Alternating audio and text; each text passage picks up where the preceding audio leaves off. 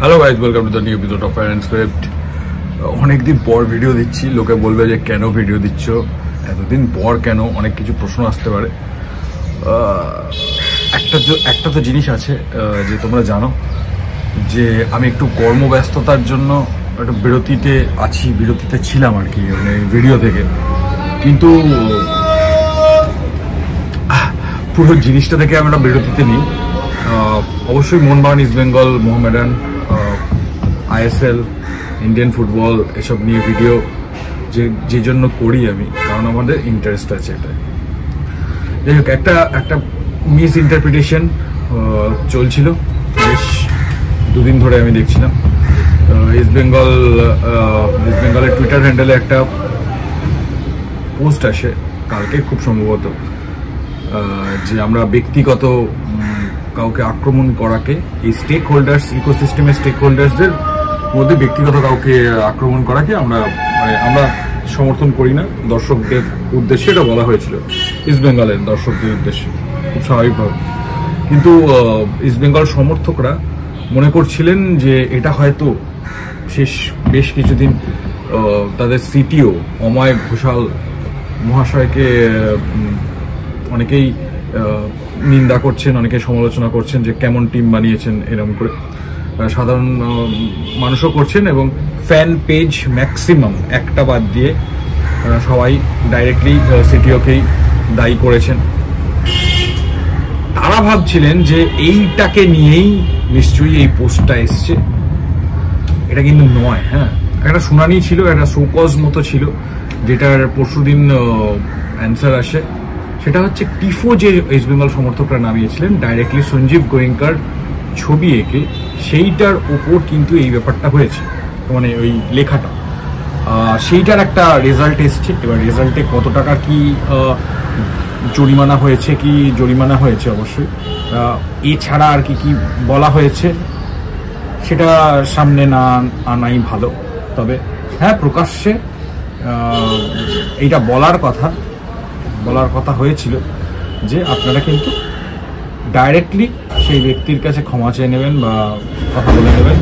ক্ষমা চেয়ে নেবেন কথাটা অন্যরকম হচ্ছে, সেই শর্ট আউট করে নেবেন আর যে না, এরকম আমরা কিছু মিন করতে চাইনি, এবং পাবলিকলিও করবেন। তো যেটা পার্সোনালি করার কথা সেটা পার্সোনালি করা হয়ে গেছে, এবং যেটা পাবলিকলি করার কথা সেটার রিয়াকশন নিলেন। তো এটা কোনো মতেই সমালোচনার বিরুদ্ধে নয়। আপনারা সমালোচনা মন খুলে করতে পারেন, কোনো অসুবিধা নেই, তার বিরুদ্ধে নয়। সেই অত অসুবিধাকর কিছু নেই।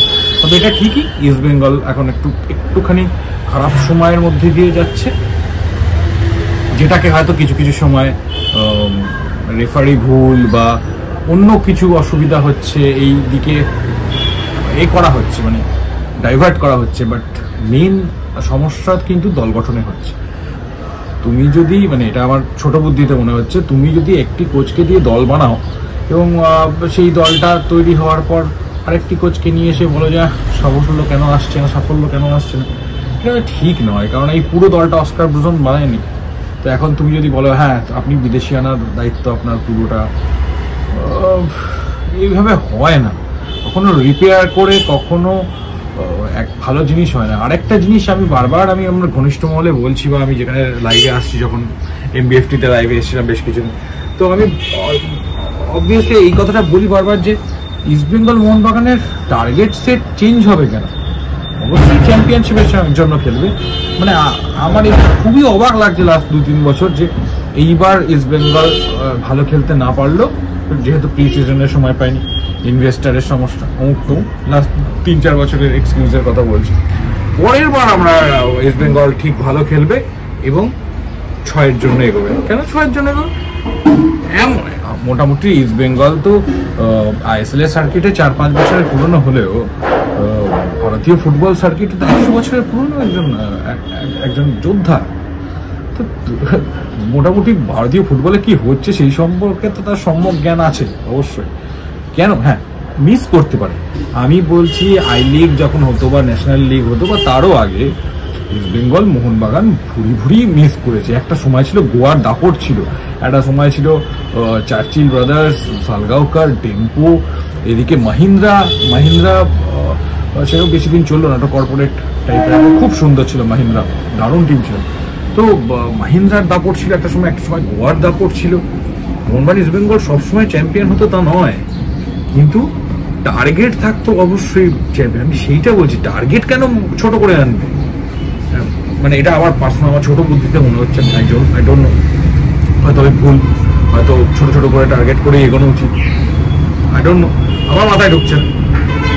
ইস্ট বেঙ্গলের এই বছরটাকে ভুলে পরের বছর অবশ্যই ভাবে সমর্থকদেরও এবং যারা দল গঠন করছেন তার আগে অবশ্যই একটা ইমামের সঙ্গে চুক্তি নবীকরণের একটা ব্যাপার রয়েছে, ওইটাও খুব সুষ্ঠুভাবে কিন্তু চেঞ্জ করে নিতে হবে, ঠিক আছে?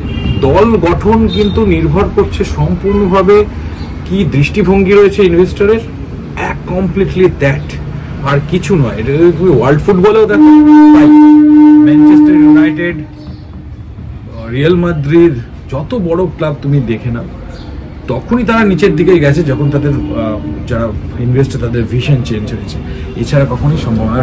সেই রকম ভিশনের যখন চেঞ্জ হয়েছে তখন তারা সেই রকমভাবে আপলিফ্ট হয়েছে। এবার দেখো, রেজাল্ট সবসময় হাতে আসে না, এটা আমিও বিশ্বাস করি যে এটা কিন্তু এই কথাগুলো আমি বলছি 5 বছর ইস্ট বেঙ্গল ঠিক ভালো করছে না তার জন্য নয়, 5-7 বছর, বা তুমি যদি ভারত মানে অনেক বছরও বলতে পারো, সেই অনেক 10-20 বছর অনেকে বলছেন, কিন্তু আমি কিন্তু সেই কথাটা বলছি না। সেই সময় কিন্তু এই সমালোচনাটা আসে, এই সমালোচনাটা কিন্তু অন্য সময় আসে, একটু মনে রাখো। যাই হোক, আমি জাস্ট একটু অনেকদিন পর একটা ভিডিও বানালাম, ভিডিওর মধ্যে একটুখানি যদি ব্রেক করি না, আমি ব্রেক করি না, ওই জন্য ভিডিওর মধ্যে একটু চেঞ্জেস আসতে পারে, মানে এটা অন্যরকম লাগতে পারে আপনাদের ভিডিওটা, যেহেতু আপনারা যারা নতুন দেখছেন আমাকে, আমাদের তাদের সাবস্ক্রাইব করতে এক্ষুনি বলবো না, দেখতে থাকুন, যদি ভালো লাগে পরবর্তীকালে সাবস্ক্রাইব করবেন, আর যারা আগে সাবস্ক্রাইব করেছেন তাদের হ্যালো, 1 সেকেন্ড। চলো, ভালো থাকো, অন্য টপিক নিয়ে আবার আসবো। কি টপিক নিয়ে জানতে চাইছি যদি কেউ জানতে চাও লিখতে পারবো। চলো ভাই।